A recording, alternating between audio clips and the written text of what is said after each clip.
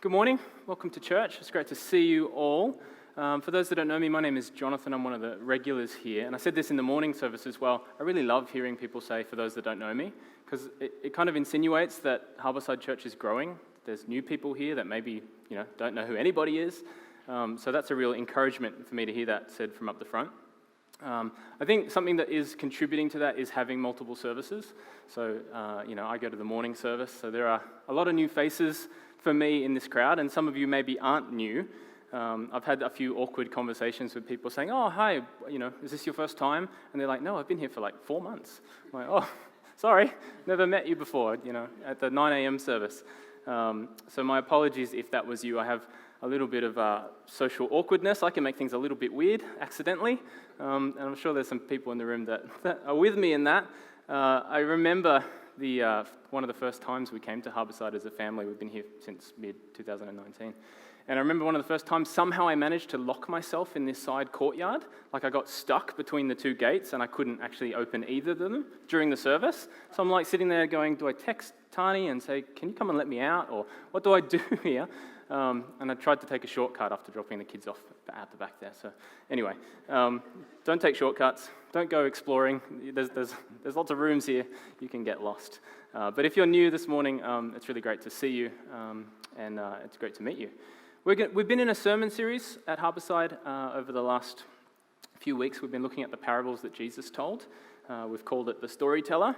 And this morning we're going to be looking at the parable of the lost sheep.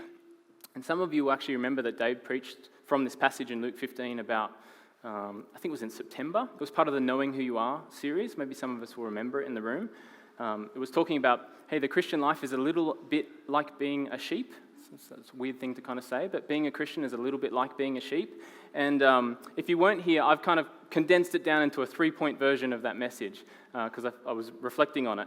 And so here it is. The first point was that sheep are one of the most common images used in the Bible to represent Christians. Right? If you're going to make a fluffy toy animal or a mascot to represent Christians, you're going to have to use a sheep. The second point was that just like sheep, Christians are prone to two things. We're prone to wandering, and we're prone to weaknesses. So the third point was, just like sheep, we need a shepherd. We need someone to protect us. We need someone to save us, and that someone is Jesus Christ. We all need him. So that was my 3-point version. I checked with Dave that was accurate enough. And the thought really did cross my head, hey, I wonder if I could preach that message again this morning and see if anybody notices. Could I just go through it? And I'm sure Dave would notice, so that's why I abandoned that idea. But the thought crossed my mind. And then I thought that's a bad idea. So this parable is actually the first that I ever tried to teach in a Sunday school setting. So it was like my first time trying to lead Sunday school class. I was probably about 15 or 16, and it did not go well. It was not as on target as I had hoped it to be. If you want to teach the Bible, and particularly if you're a parent or you're thinking about how do I point people at Christ, I want to be someone that teaches the Word, I'd say, hey, talk to Mike maybe, ask to volunteer in Harborside Kids, because there's nothing as humbling as trying to teach a parable or teach a couple of verses of Scripture and just being completely derailed by a bunch of kids. Because little kids, they force you to make the main thing the main thing. If you can't make the main point, then they're just going to ask you questions that just have nothing to do with what you're trying to teach them. And that was my experience with a bunch of primary school kids when I first tried to do it. I'm trying to teach them the story of the lost sheep, and I'm getting asked questions like, well, where did the lost sheep go? I'm like, well, he got lost in the country. And they're saying, which country? I'm saying, well, it's not, not that sort of country. And they're saying, New Zealand is a country. I'm like, well, yeah, it is, but that's not really what we're talking about. Don't they have sheep in New Zealand? Well, yeah, they do, but that's not... my mum says there's lots of sheep in New Zealand. And it's like, okay, we're not anywhere near where we're supposed to be this morning. It didn't go well. So you can imagine that, I'm a little bit nervous to be trying to teach this parable again, but I'm also really relaxed because you guys are not going to shout questions at me this morning, or at least I hope not. Well, yeah, we'll see. It's very unlikely. But that's what we're going to do. We're just going to walk through this parable together, look at it passage by passage, and step through each of these verses. So if you have a Bible, I really encourage you, let's open to Luke chapter 15. You can do it on your phone. It's also going to be on the screen behind me. But before we do that, let's pray.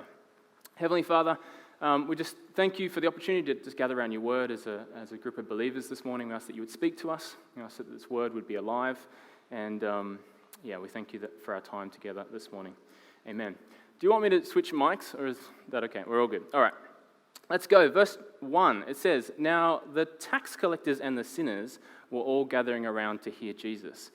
In verse 14, we have this large group of people that have been gathering and kind of following Jesus. In chapter 14, we have this large group of people that have been gathering, kind of following Jesus around as he travels, and it's pretty diverse. There's a really mixed group of people in this crowd. We have the Pharisees. We know they've been there because they've been following him and asking questions. And we have the tax collectors and the sinners that are now kind of pushing up closer to Jesus, and they want to talk to him as well. And in this great crowd, you're going to have people that are, at neither of these ends. You're going to have people that are somewhere in between the two groups. You're not exactly a Pharisee. You're not exactly a tax collector. You're just someone else who's following along. But all of them have come to hear Christ.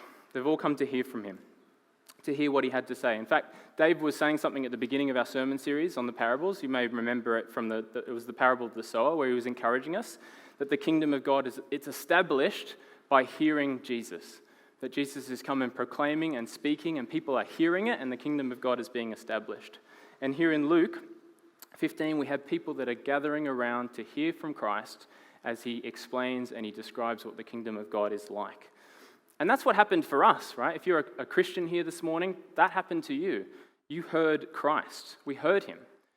Maybe you have a really vivid point in time that you can point at and you say, that was the moment that I became a Christian for the first time. Someone maybe invited you to church, or maybe you attended a small group. My wife, Tani, that's how she became a Christian. Someone asked her to church one Sunday, and you can talk to her about it. She walked into church, she was not a Christian.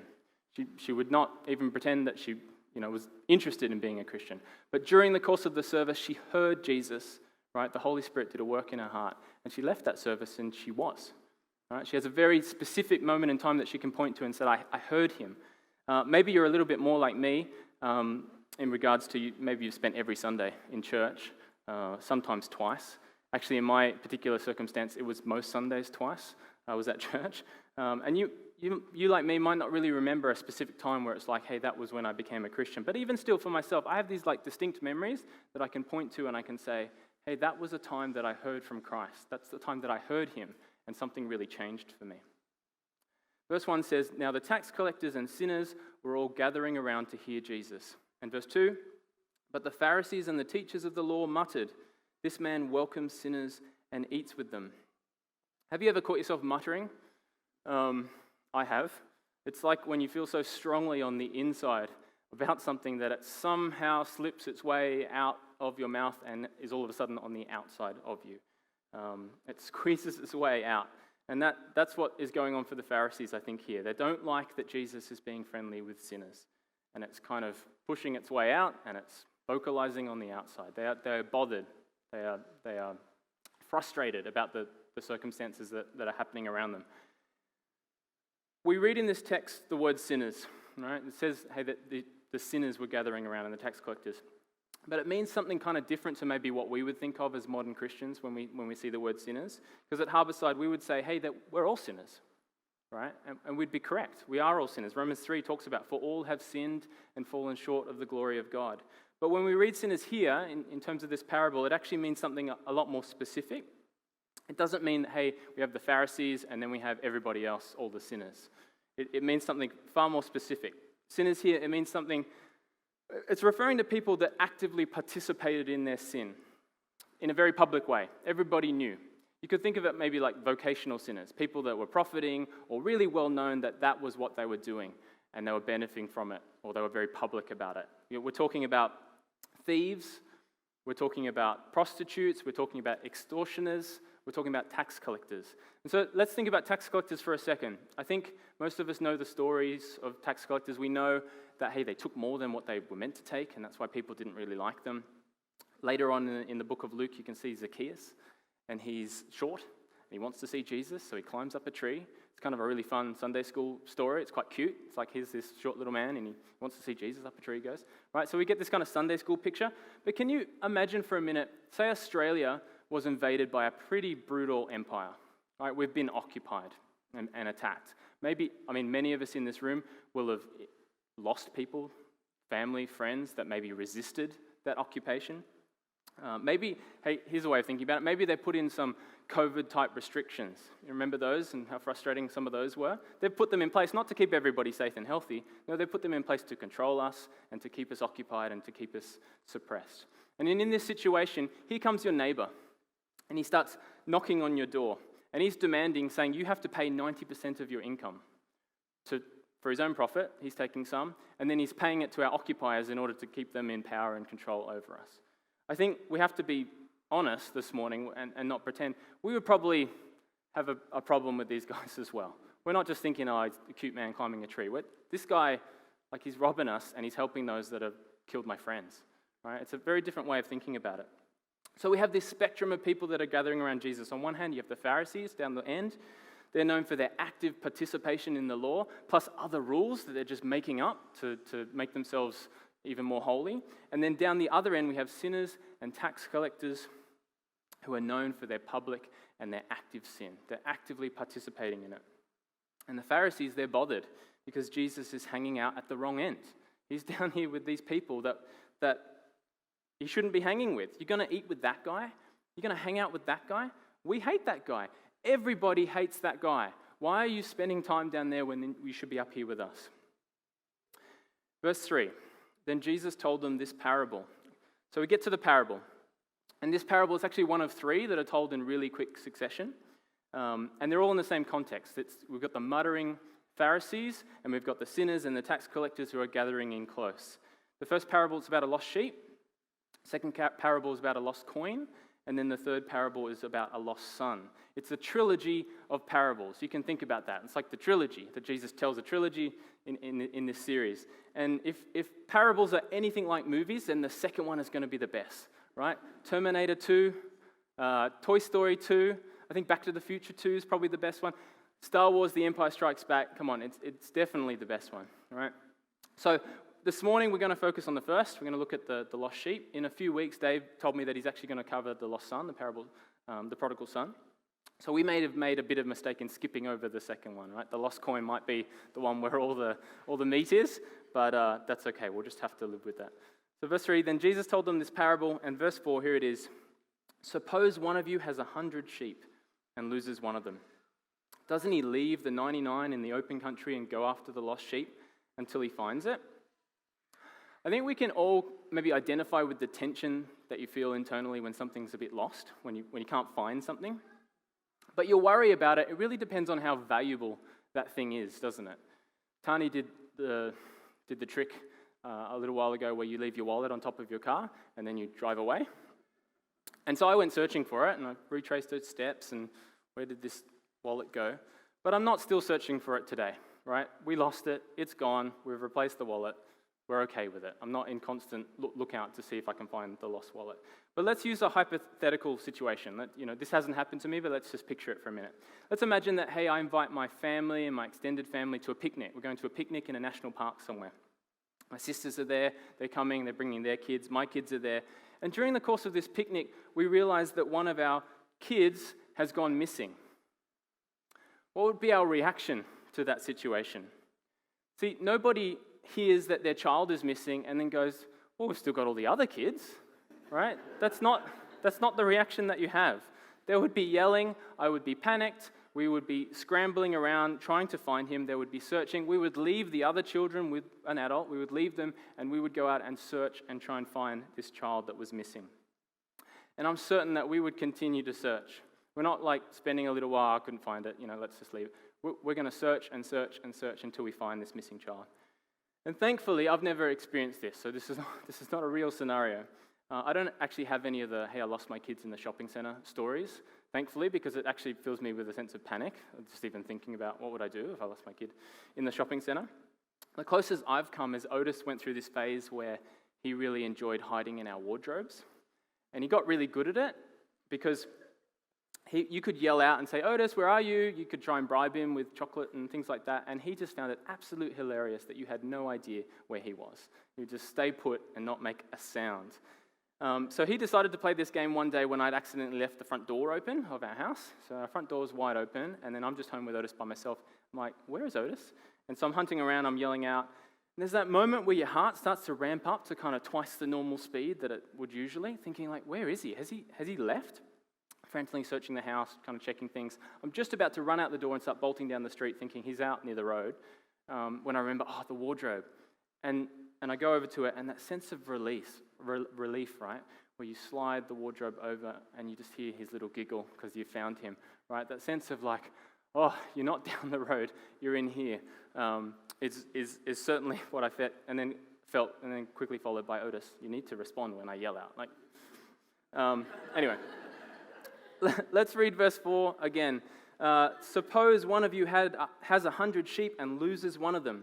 Doesn't he leave the 99 in the open country and go after the lost sheep until he finds it?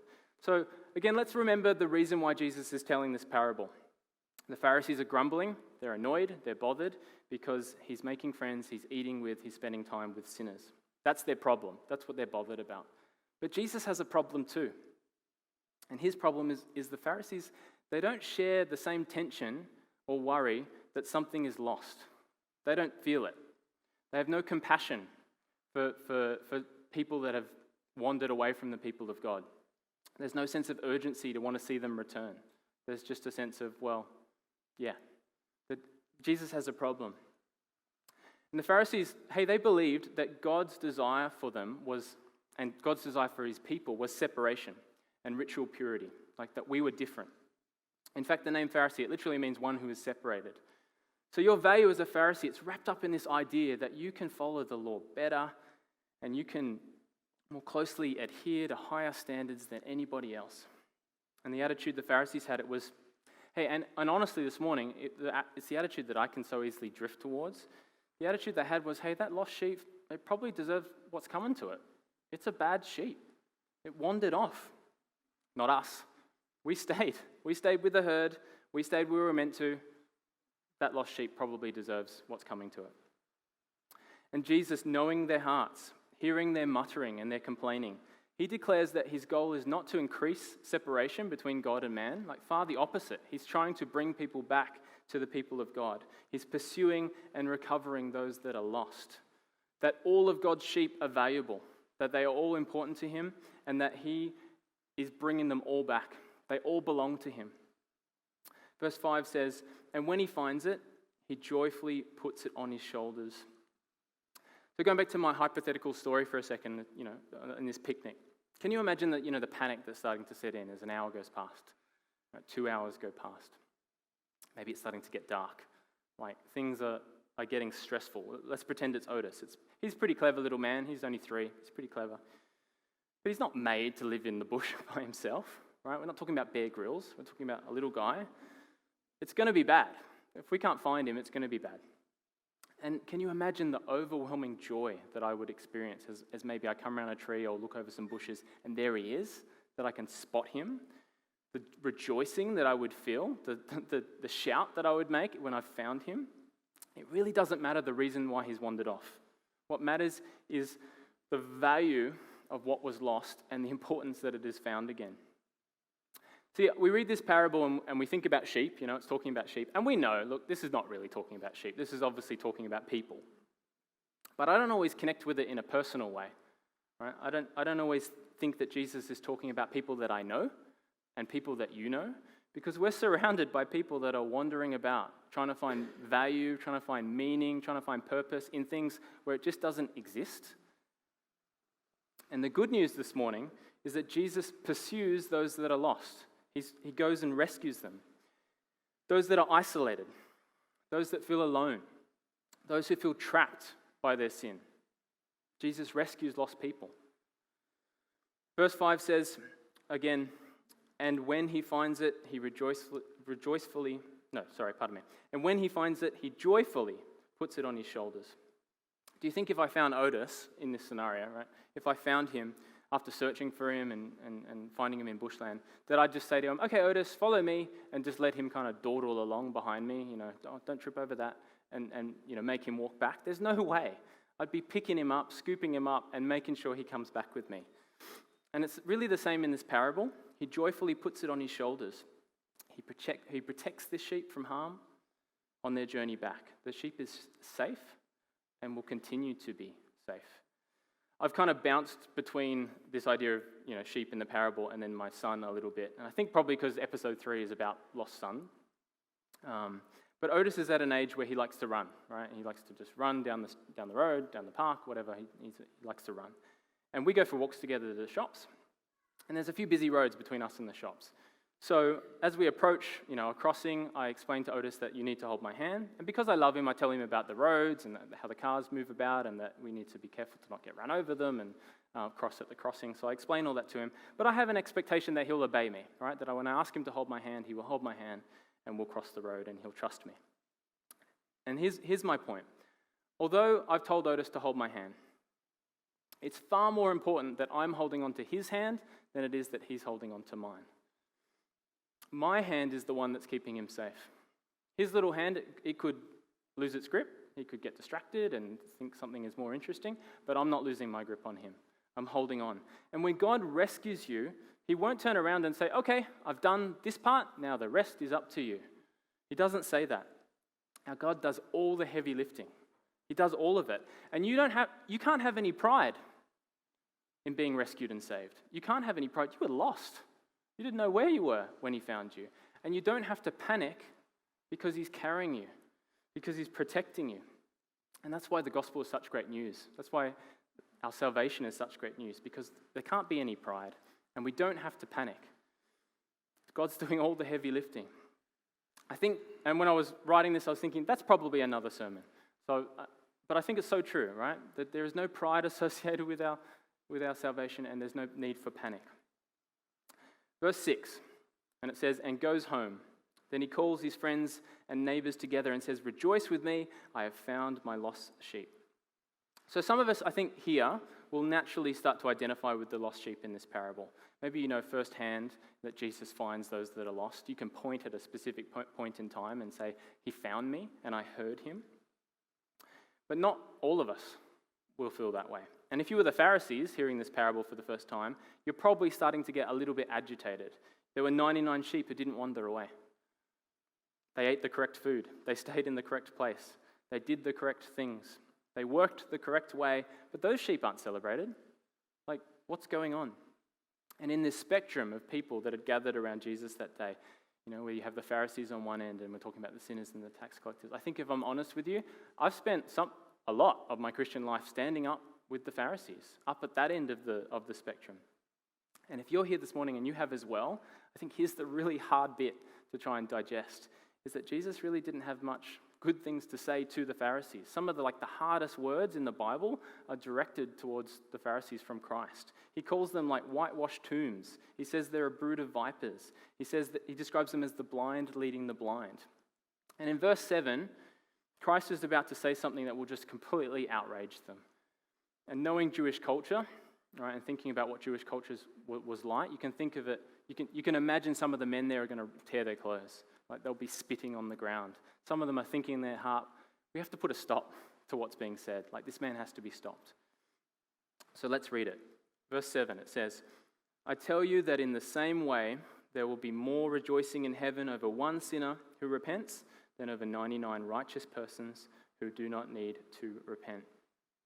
So if you want to understand why the Pharisees hated Jesus so much, why they were so opposed to him, I think this is why.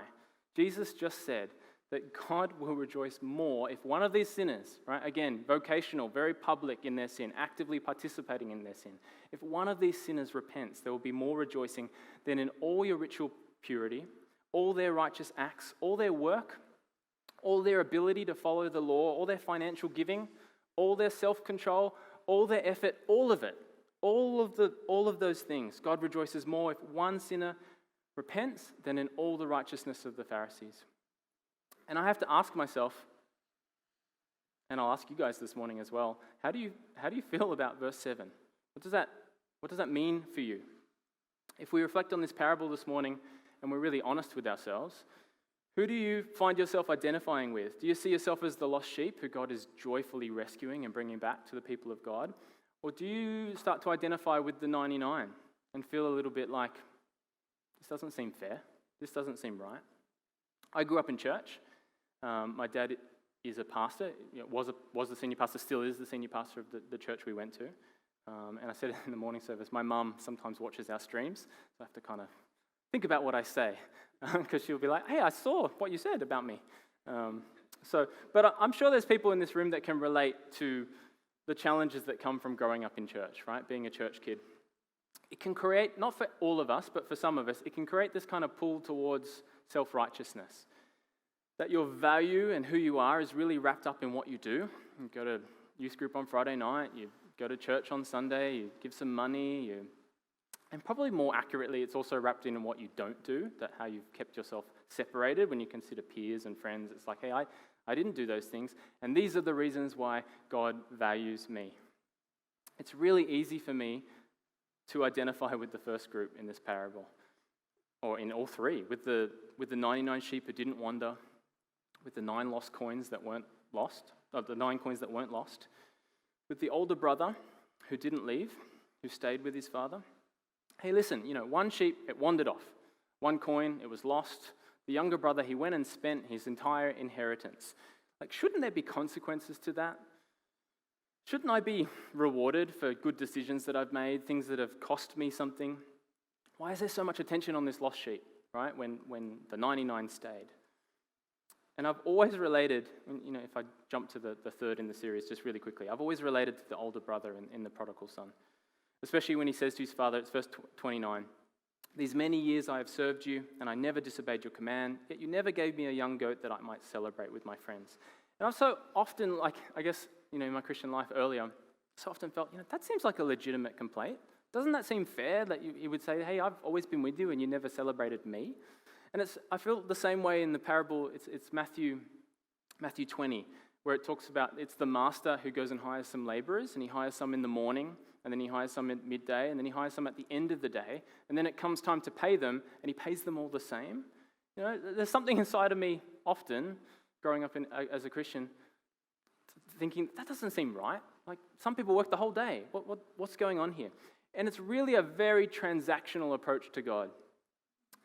It's a way of saying, hey, I stayed with the herd, they didn't, I should benefit, they shouldn't. And the danger is that our relationship with God, it just becomes totally disorientated. It becomes totally dysfunctional. And this transaction that we're trying to make, where, hey, I'm following the law more correctly than others, the transaction, it doesn't even balance. It's not even something that balances out. Remember verse 2. It says, "But the Pharisees and the teachers of the law muttered, 'This man welcomes sinners and eats with them.'" So if you're here this morning and you really easily identify with the lost sheep, all right? Maybe you feel this morning like you've been wandering or lost. There's really good news for you. And the good news is Jesus rejoices in finding those that are lost. He loves it. He celebrates it. Christ hasn't come to create separation between you and God. Far from it. He's come to bring you into the people of God. But this parable is also for those of us that maybe have a drifting towards identifying with the 99. I picture this when I read this parable. That Christ is kind of looking over the heads of the sinners and the tax collectors who are crowding around him because they want to hear him, and rightfully so. But he's looking over their heads and he's looking at the Pharisees who are muttering. And he's talking to them. And he's inviting them in to rejoice with him. And I wonder how many of them hear him. How many of them realize that, hey, they're spending their entire lives trying to follow the law, live it out. But they have no desire for the things God desires. They have no value for the things God values. No rejoicing in a God who is pursuing the lost and bringing them back into the people of God. And I think, when I reflect, sometimes that's me. That I've placed a higher value on measuring up, on looking correct, following the law, that I've made it, than I have on grace. But that moment for me, when the Holy Spirit really revealed my own sin to me, like he showed it to me, and I could see that I was, filled with self-righteousness. When I heard Jesus in this parable, when I could hear him calling out and saying, "Rejoice with me," I saw for the first time that's me. I'm the lost sheep. That I needed to be found. That I needed to be rescued from my own sin. And he did, and he has, and he continues to rescue me. Isaiah 53:6 is a verse in the Bible that I've only really come to kind of as a parent, mostly because of singing the song from Colin Buchanan to my kids. But it says, Isaiah 53:6, "We all like sheep have gone astray. Each of us have turned to our own way, and the Lord has laid on him the iniquity of us all." Some of these parables, we read them and they have this command attached to them. There's this like, go and do likewise. But this one doesn't have it. And it's because it isn't focusing on how we should live our lives. It's actually focusing on, what is God like? What does he value? What does he celebrate? And that's what I hear in this parable. I don't think this is a parable about, the actions of one sheep and the actions of 99 sheep. Who did and who didn't, who deserves, who doesn't deserve, justice. No, this is all about grace. And it's all about, what does God celebrate? That our God who rejoices in one sinner who repents. Verse 7 again, it says, "I tell you that in the same way there will be more rejoicing in heaven over one sinner who repents than over 99 righteous persons who do not need to repent." You can picture Jesus talking to the Pharisees. He's looking over their heads. He's saying, come and rejoice with me. Like, value what I value. Value me. Love the God who rejoices in finding what is lost and bringing it back to the people of God. And I wonder this morning, could they hear him? Did they hear him? And what do we hear in this parable this morning? Can we hear the man who leaves the 99 to go and find the one, to bring one back to the people of God? Can you hear his heart for the lost, that he cares and cherishes all his sheep? Do you hear him rejoicing in finding you? Can you hear that he rejoices in finding you and bringing you to the people of God? And do you hear him rejoicing over the one sinner? Do you hear him inviting you in to rejoice and to celebrate the things that God values, that God loves to bring the lost home?